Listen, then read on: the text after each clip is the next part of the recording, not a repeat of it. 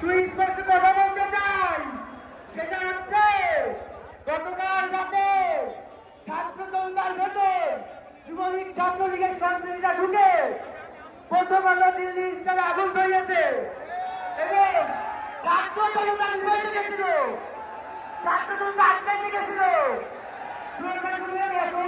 জন্য ছাত্র জনতাকে আটকাইতে পারে নাই। এটাই সত্য, এটাই সত্য। আমরা আমাদের শত্রুর বিরুদ্ধে, আমাদের শত্রু একটা নাম হচ্ছে আওয়ামী শাহবাদী, আমাদের শত্রুর নাম হচ্ছে আওয়ামী শাহবাদী। এই আওয়ামীরা সৃষ্টি হচ্ছে, কিন্তু শাহবাদীরা কিন্তু সৃষ্টি করতো না। এরা রংবাদরা, এই রংবাদ বদলায় তারাও তাদের তো হাতিবার আমাদের সামনে রেখে গিয়েছে। সুতরাং যত ধরনের নৈতিক আন্দোলন করা প্রয়োজন, এই আন্দোলনকে জামাতের বিরুদ্ধে আমরা করবো।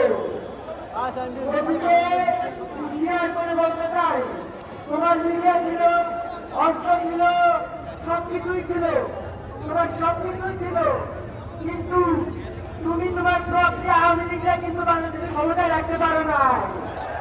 সুতরাং আদিকে হত্যা করে বাংলাদেশে আধিপত্য